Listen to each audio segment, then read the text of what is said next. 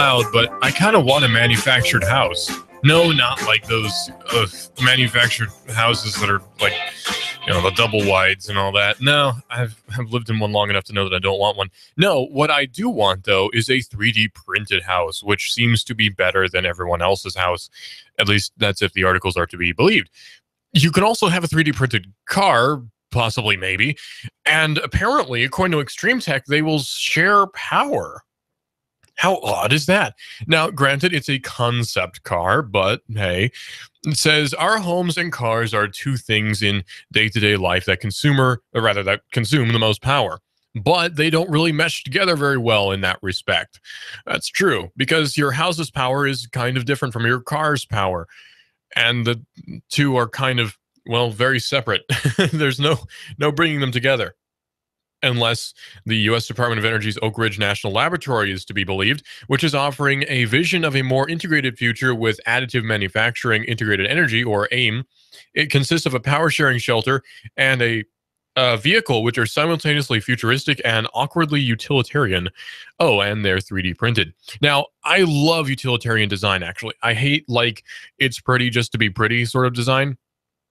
I don't like things that are not functional. They're just pretty. That just bothers me. Maybe I am secretly Soviet, because that seems to be the hallmark of every Soviet design is it's not pretty at all. It just does what it's supposed to. And that's probably why I like guns from the Soviet bloc more than I like American guns from the same era. I don't know. But anyway, our homes and cars are two things that are really kind of separate in their energy consumptions. AIM is taking advantage of the world's largest 3D printer, which happens to be at ORNL. And it's being used to 3D print cars, and has been used to 3D print cars in the past. This time, it's less about showing off and more about representing a real vision of the future. The vehicle is boxy and has an open two-seat cab with a large back compartment housing the battery and the motor. So the battery is actually in the rear, sort of like a DeLorean, and the batteries are in the rear as well. Again, sort of like actually the DeLorean's battery was in the rear as well. Go figure. Now, the interesting thing about this idea, though, is it's visions of the future tend to be very inaccurate. That's the thing about the whole, this is a vision of the future thing, is they tend to not actually represent the real future. Yeah. See, what generally happens, I should say, is you'll have the house of the future circa 1950, and it's all this ridiculous stuff that no one actually wants because it's not really useful. It's just sort of there to be there, and it actually ends up overcomplicating the whole process, where it's like, at the push of a button, you can wash your dishes, and the dishwasher at the time would have cost like $10,000 and all this crazy stuff, and it's, at the push of a button, you can have a video conversation with someone over the line, and it's like, okay, that's cool, but who wants to just do that? Because most phone conversations I've had are still over, regular phone lines that have been there actually since the 30s. The system really hasn't changed all that much. So a lot of the times visions of the future are kind of, wrong. Like the whole flying car thing. Like, we'll be driving flying cars by the year 1980. And hey, we weren't flying cars around by 1980. We weren't even thinking of flying cars around very much by 1980. They said, well, by the year 2000, we'll be using super accelerated vacuum tube shuttles to travel from city to city with ease and without paying anything, because it's the future. And that turned out to not be true, because nobody wants to invest in that. So visions of the future tend to be rather inaccurate. That's a consistent problem that we have. So I take every vision of the future, like they always say, this will be the next big thing, and it rarely ever is. I look at these things with a massive grain of sea salt, because they tend to not be very accurate. Well, in this particular design that's from ORNL, Oak Ridge, the electric vehicle is powered by a single traction motor with a transmission to the rear wheels, and it has a range of a measly 35 miles. Oh, that's not very good. With only electric power, too. When it's driven someplace a bit farther away, it will actually use a small natural gas tank that can be used to recharge the battery. Well, that's not bad.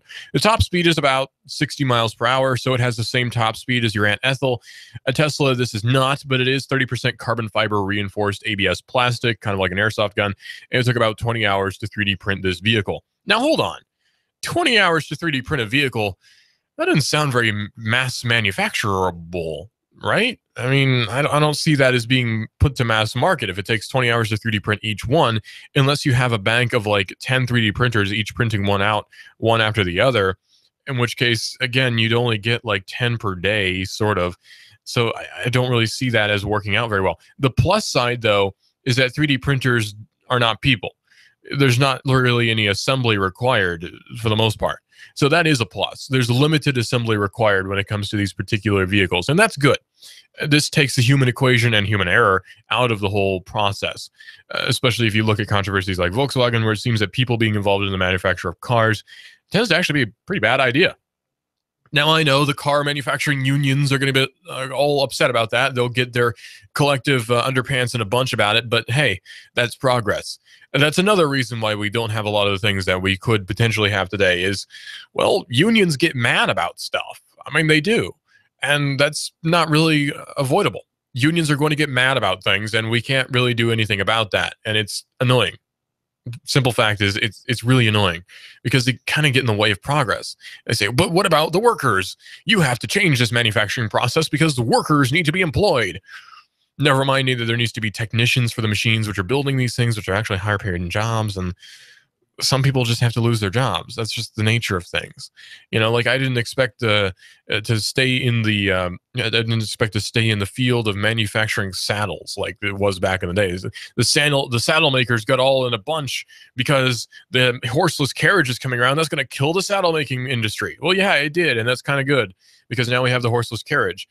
Although some people are still upset about cars and they want us to all ride bikes, and I don't like riding bikes because A, I'm bad at it, and B, I don't want to.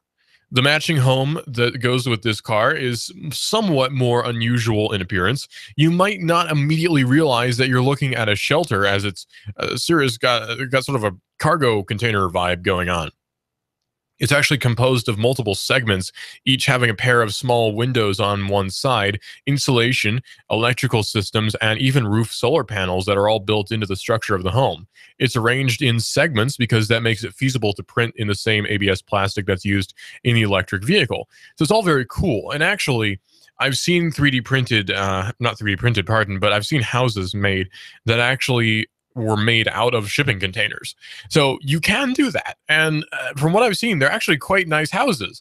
I don't know if I want to live in one because I require a lot of space, but it's a cool idea nonetheless. My main concern would be acoustics, actually, funnily enough, because I like my sound system that I have set up. I've got a receiver, I've got nice speakers, I've got a 5-disc CD changer, I've got a turntable, I've got all these different things that go with this particular instrument. And if this particular house can't really handle that, that's actually a deciding factor for me.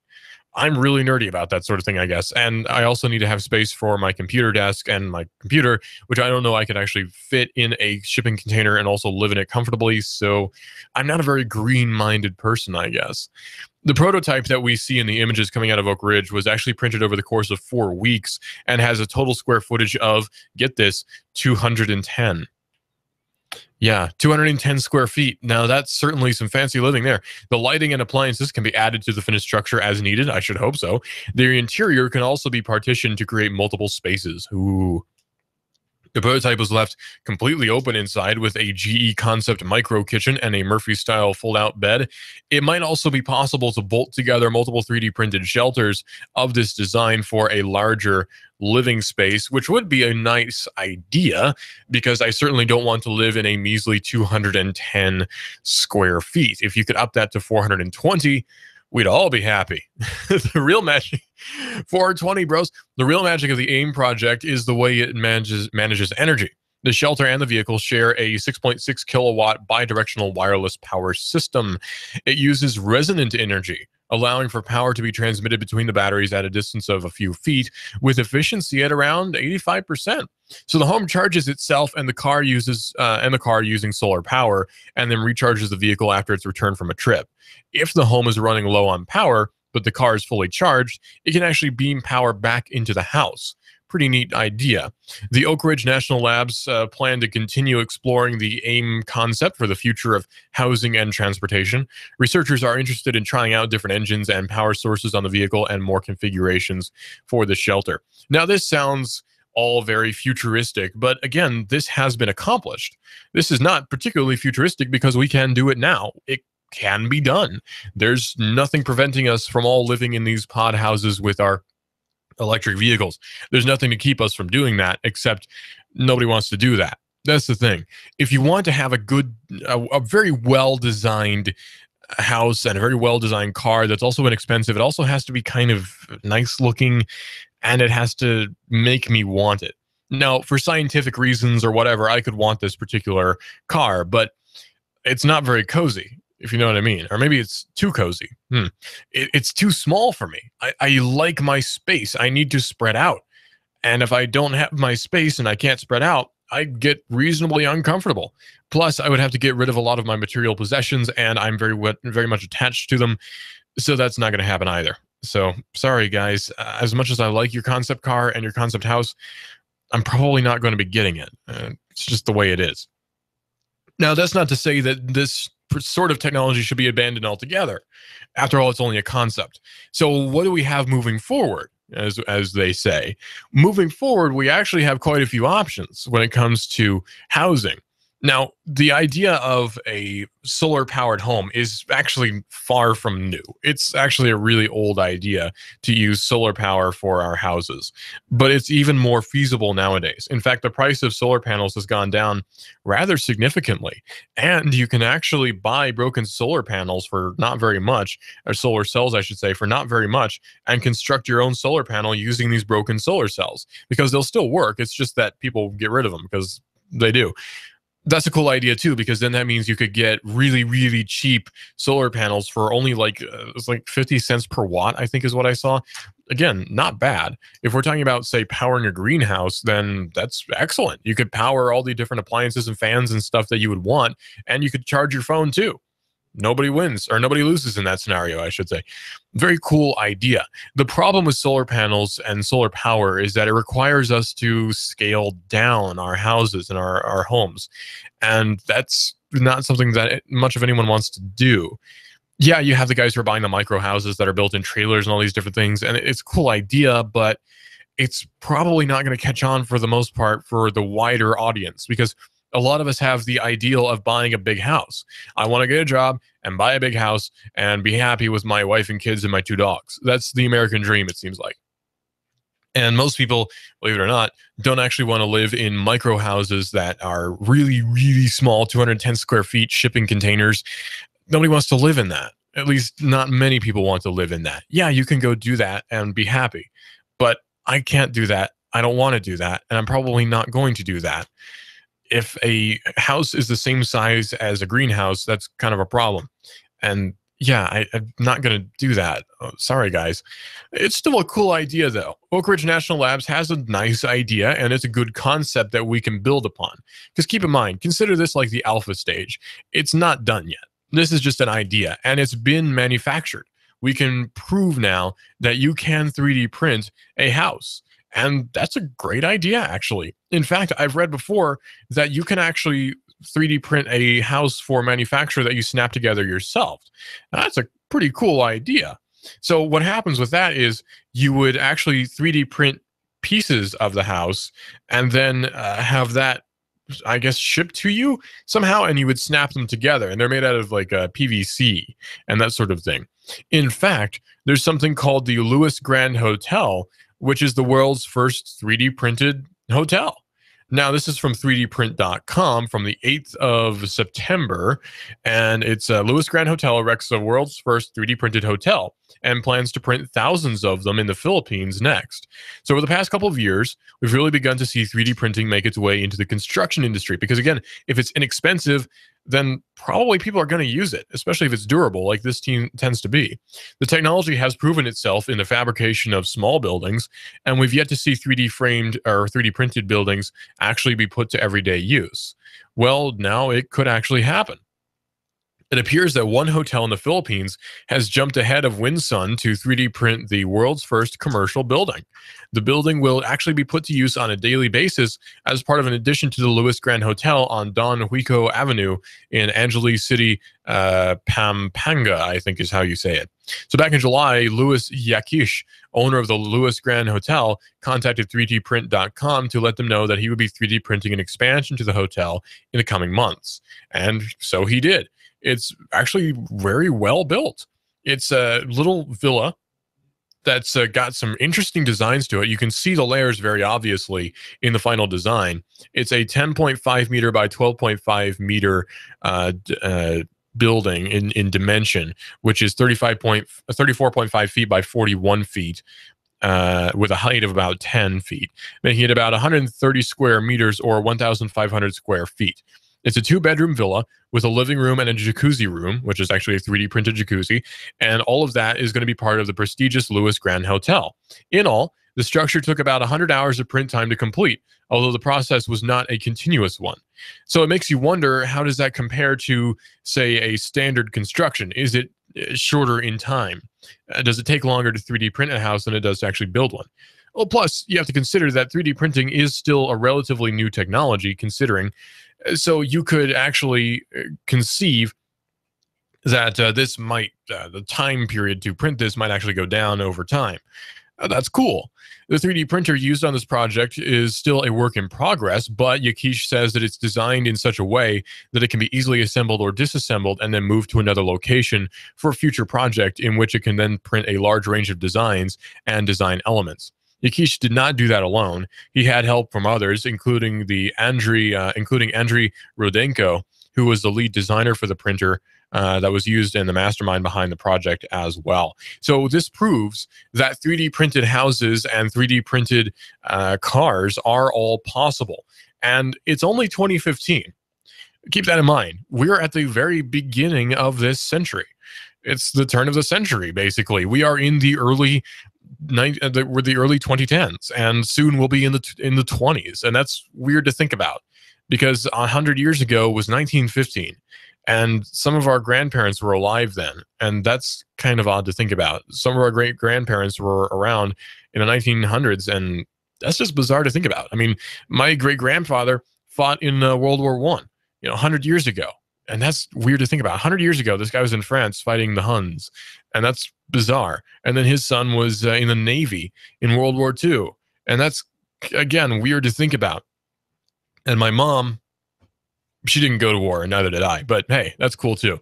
And it's just bizarre to think about how quickly we've progressed in terms of technology, going from the 1900s to now. The past 100 years have seen a lot of innovation. We truly do live in the age of information and the age of technology, where things have changed so much in the last 100 years that it's almost inconceivable how much they've changed. Back in, say, 1915, how hard was it to actually send correspondence across the world and get a response the same day? That was next to impossible. Nowadays, it's something that we do pretty much every day. If you're accessing a website based in the UK, you're sending information from your computer here in Tennessee or Georgia or Alabama even. You're sending it from there to a server over in the UK, and then it's going back to you. And it's at almost instantaneous speeds. That's very bizarre to think about, that we've gotten from where we were in 1915 to where we are now. I guess in 1915, it was weird for them to think about how far they progressed from 1815 up until 1915. That's a huge progression in technology as well. We have the Industrial Revolution to thank for that. And I guess we have the computer revolution to thank for where we are now. Computers have shaped our everyday lives, and now we're thinking about using them to build our houses and our cars. Already, cars are being designed by computers in CAD software, which is a computer-aided drafting and design. Already it's being built by computers. We're seeing cars that are being built by computers. We're seeing houses being built by, essentially, computers, 3D printed. How weird is that? And how cool is that, too? That now we live in an age where one simple device that everyone has can be used to design your next home. You don't need sophisticated plans, and you don't need to hire an architect or any of these things. There are seriously houses that you can customize yourself and then have them 3D printed and made to order. Made to order houses are actually swiftly on the way. And by the next 15 years, we could have them. You could have a 3D printed house made to order that's just as good as or better than houses that we have today, and could actually end up lasting quite a bit longer. It's weird to think about, but it's also kind of very possible. You could have 3D printed flooring. You could have 3D printed walls, 3D printed light fixtures. All sorts of different things can be 3D printed. The possibilities are basically endless. We could get to the point where we 3D print a car from the ground up, and that would change everything when we think of manufacturing. How many things do we have that are 3D printed right now? Not a whole lot, but that number is going to increase very swiftly as time goes by. This is Digital Drive here on Hot News Talk Radio, AM 1240 and hotnewstalkradio.com. Get us on the TuneIn Radio app for your smartphone and then search for Hot News Talk Radio. This is Hot News Talk Radio, AM 1240 and hotnewstalkradio.com. This is a modern world. This is the modern world. What kind of fool do you think I am? You think I know nothing of You give us 12 minutes and 40 seconds, we'll give you Chattanooga and the world. News Talk 1240. Sky Aerial Services uses advanced drone technology to give you a better perspective and depth of your property and project. We offer aerial photography and video for your business, farm, home, or advertising campaigns, as well as editing services to complete the experience.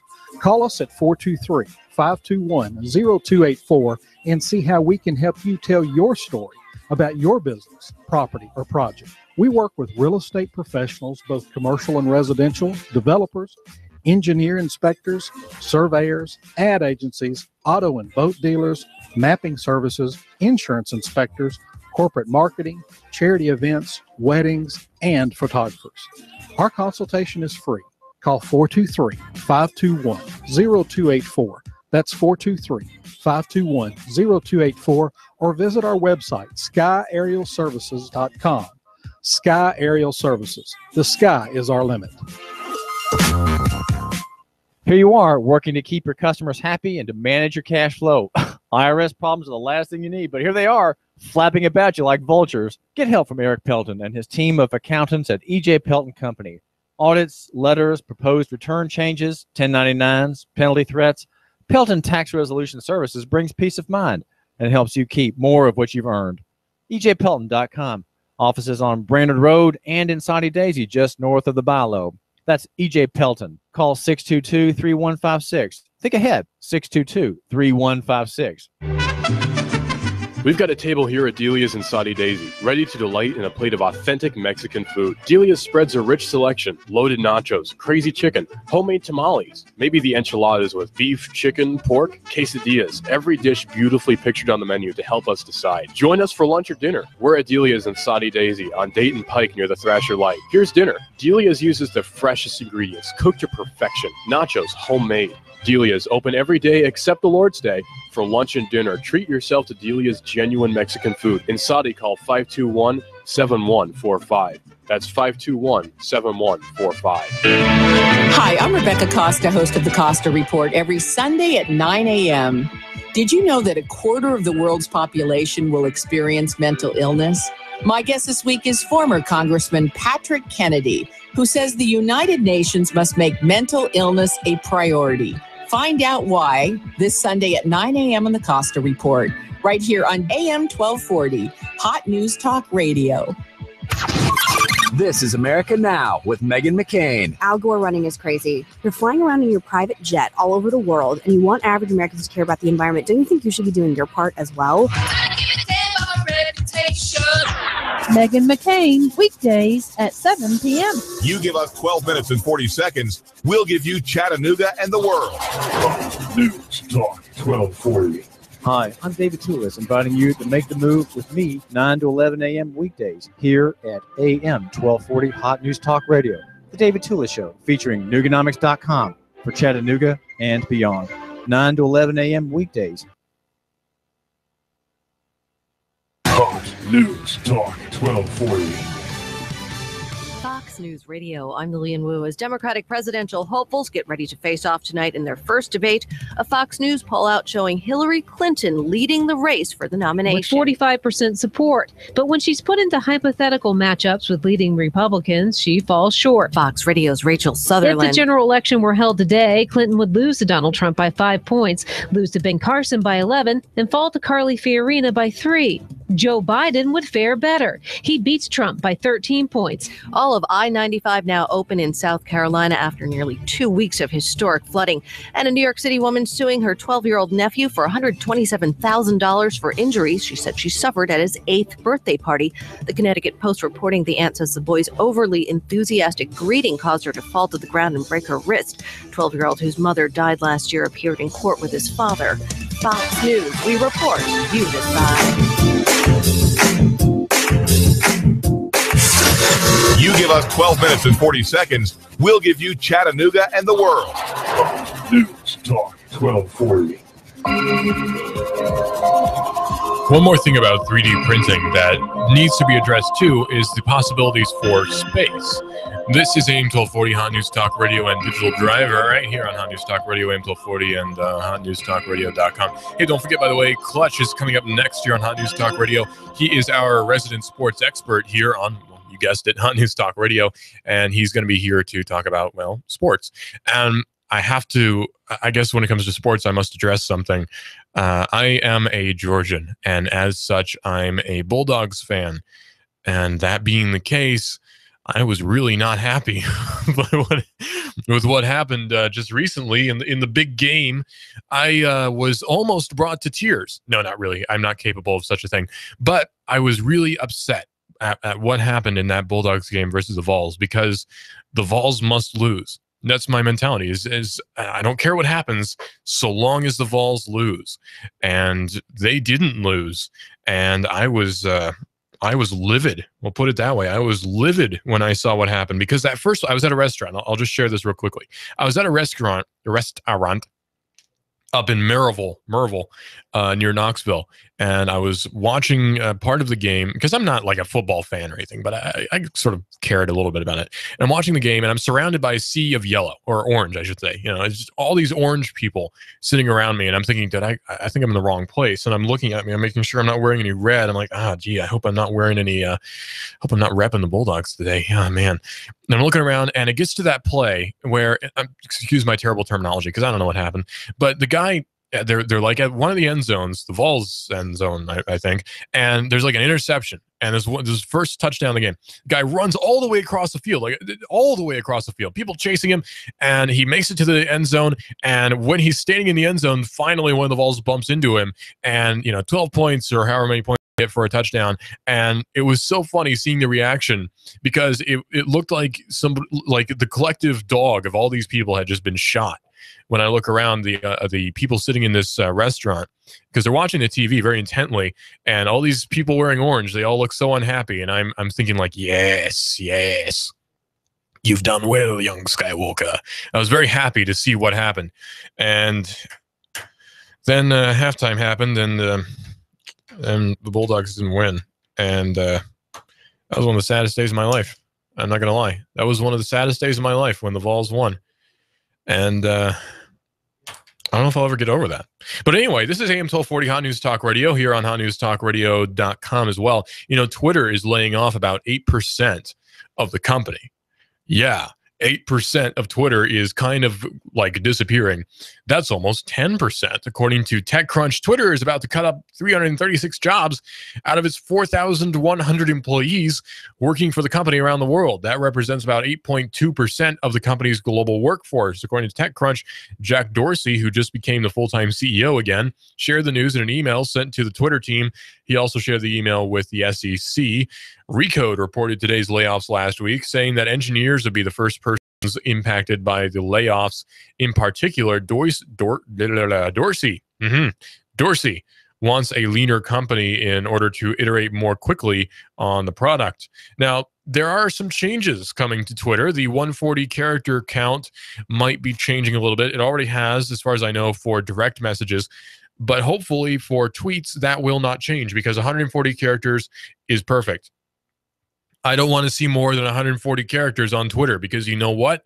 I don't want to see people writing their life story on Twitter and begging for sympathy, or, writing some diatribe, some political speech on Twitter. And that's just bad. That's terrible. I don't want that to happen. 140 characters, absolutely perfect. So don't change it. Don't change anything. Don't touch that.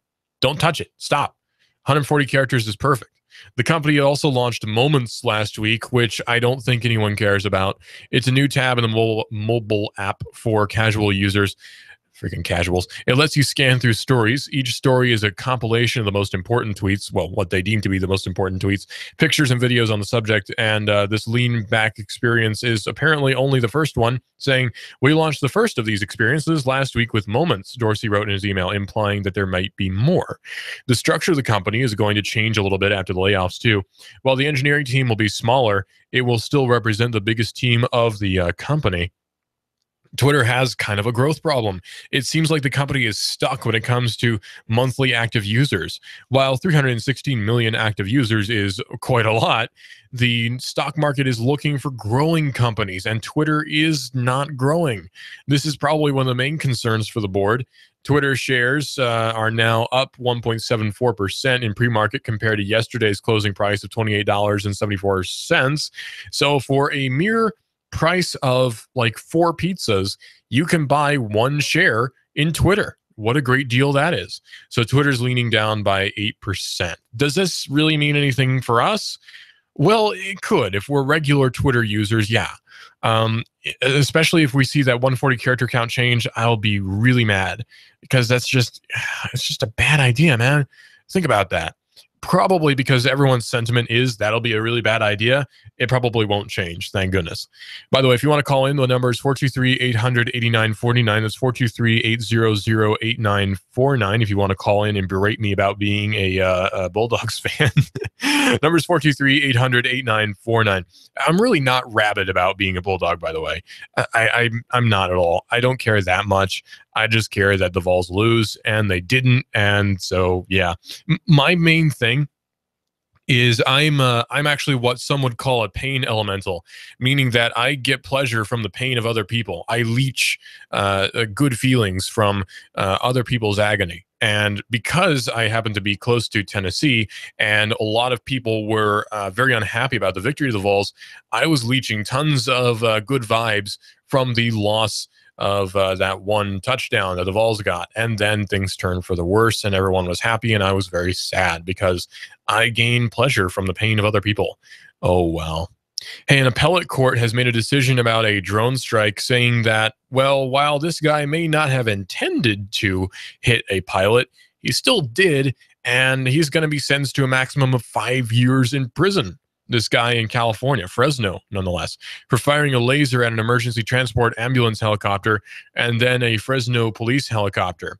Sergio Rodriguez was originally found guilty of violating 2 laws, which is 18 U.S.C. 39A, which specifically deals with laser pointers, and 18 U.S.C. 32, which is meant to punish those who attempt to destroy aircraft or aircraft facilities. That's rather specific, isn't it? Well, the first law only carries a maximum sentence of 5 years in prison. Rodriguez was originally sentenced to 14 years back in March of 2014. Later, that sentence was overturned after Rodriguez appealed to the Ninth Circuit Court of Appeals in San Francisco. And that appellate court overturned the conviction of 18 U.S.C. Section 32. In the June 2015 decision, the appellate judges had actually oddly blunt language, which is kind of strange because if you read court language stuff, it tends to be very, not laid back would be the wrong word, but it tends to be really just like to the point and factual. And here's what we have from this particular court statement. The evidence clearly shows that Rodriguez was rightfully convicted of aiming the laser pointer at the helicopter. However, there's insufficient evidence that he willfully attempted to interfere with the safe flight of the helicopter. We can't prove that. He might just be dumb. Rather, the evidence showed that he was attempting to see how far his laser would go at night. And this court paper really says this, by the way, a stupid thing to do, yes, but there is no evidence that he was trying to interfere with a pilot. So the court language says that that was a stupid thing to do. It goes on to say, Section 39A is designed for knuckleheads like him. Whoa. So the court decision says that he's a knucklehead.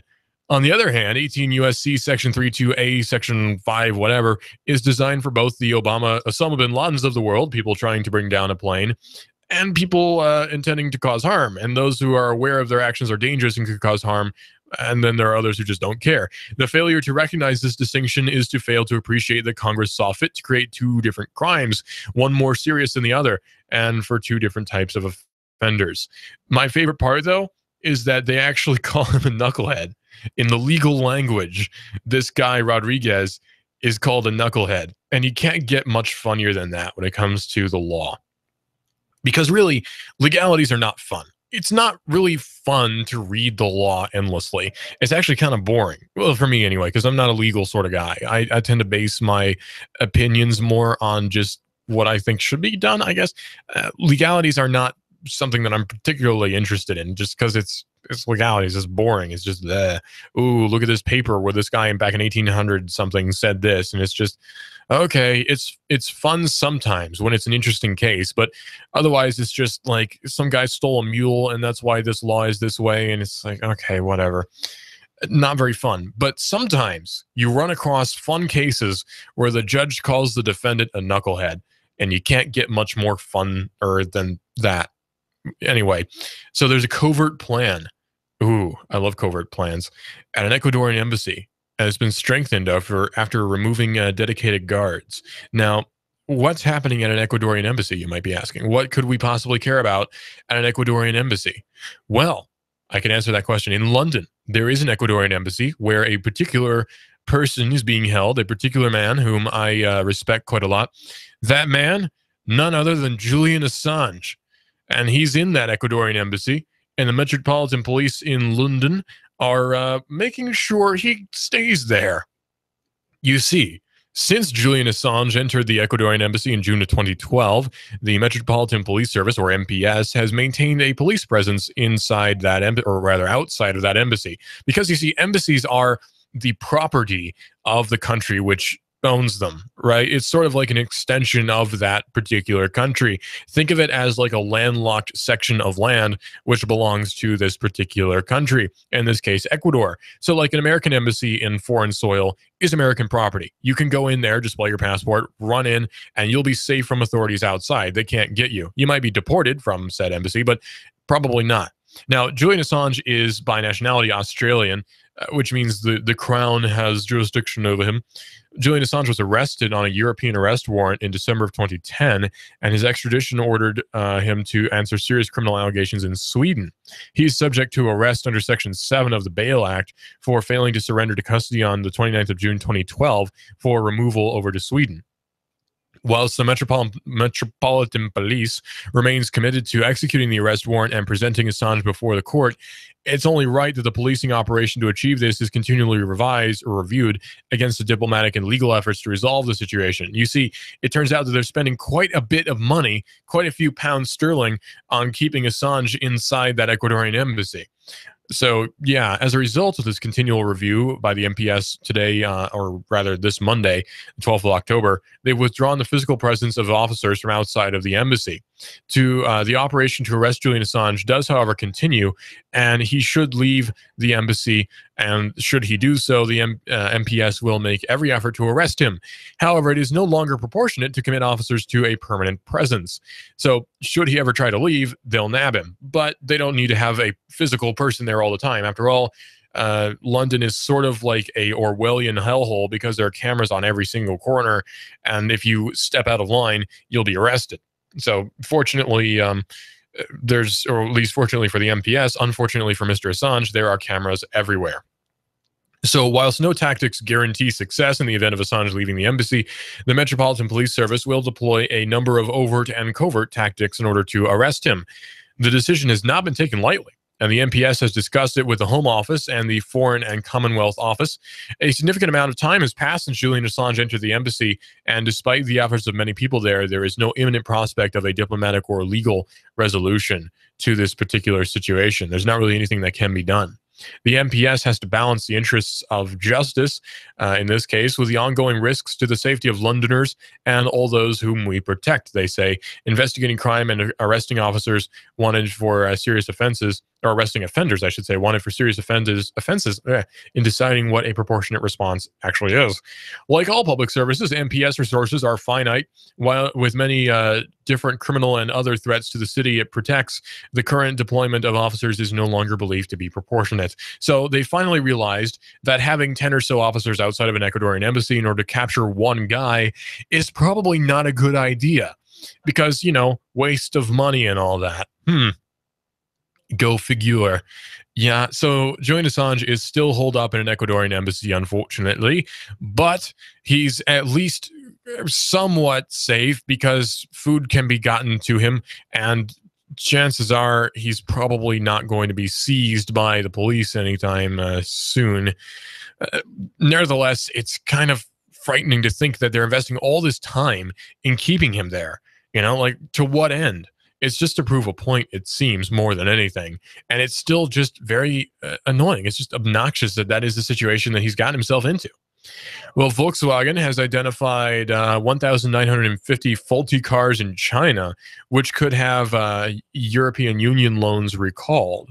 On Monday, Volkswagen announced that it would recall 1,950 imported diesel vehicles in China, specifically 1,946 Tiguans, not familiar, and 4 Passat B6s. In response, China's Air Quality Control Authority, the General Administration of Quality Supervision, Inspection, and Quarantine, or AQSIQ, said that it was highly concerned, one of my favorite phrases, about the diesel car's defeat device mechanism. The organization would launch an investigation into VW vehicles, according to Reuters. So this knee-jerk reaction is to scoff at China posturing against Volkswagen for selling fewer than 2,000 polluting cars. The country has some of the most intense air pollution in the world, after all, so Volkswagen's Tiguans are a drop in a smoggy bucket, as our Stenica puts it. You see, that's kind of the thing about China. Despite it having so much government control over manufacture and everything else, it actually is not doing so well when it comes to the whole environmental thing, because in China, it's actually really dirty. Now, that's how it is in the cities. It's actually really, really dirty. It's kind of comparable to how Chattanooga was in the 70s, except every day, all day in, Shanghai and Hong Kong. Not so nice. Now, Hong Kong is supposedly quite a bit cleaner than Shanghai, mostly because, capitalism, but still, it's kind of, it's frustrating to see how things are in China. It's all these people, all these billions of people living in China are subjected to these awful conditions. It's frightening to think about.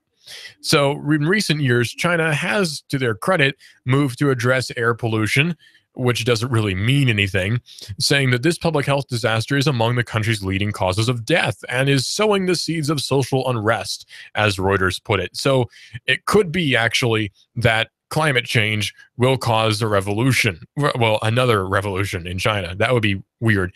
Last year, China pushed forward a new set of gas and diesel emissions regulations aimed at passenger vehicles and trucks, sending automakers scrambling to meet the demands of the largest market for vehicles in the world. So that Volkswagen sold imported cars skirting those rules is certainly a PR problem, to say the least.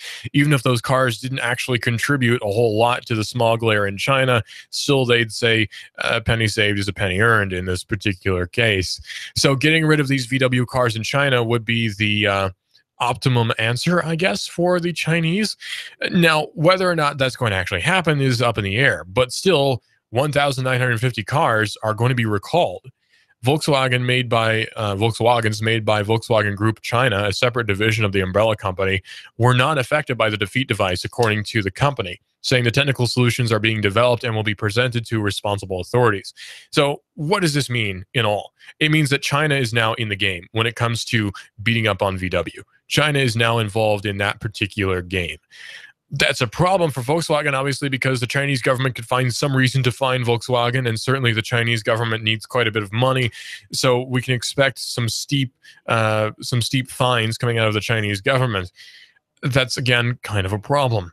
So what does this mean for Volkswagen? Well, it could mean either everything or nothing, really. If China decides to push regulation or to push some sort of fine against Volkswagen, then that could mean very bad things for Volkswagen. Again, more money leaching out. We're talking already about billions of dollars in fines from the EPA, possibly more fines coming out of Germany, and even more fines coming out now of China.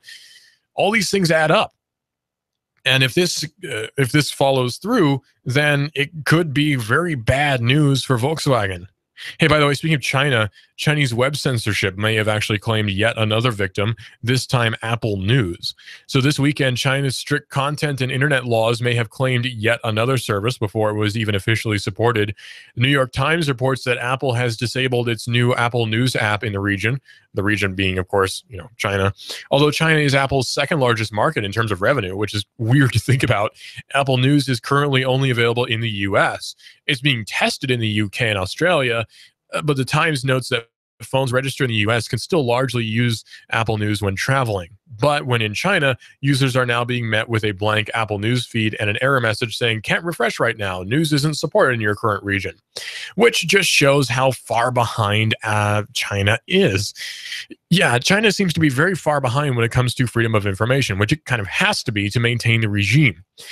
Now, that's not to say that we don't have similar things going on here, because I'm sure there's some sort of weird clandestine method being used to control our communications here in the US, but at least it's not overt, right? Guys, right?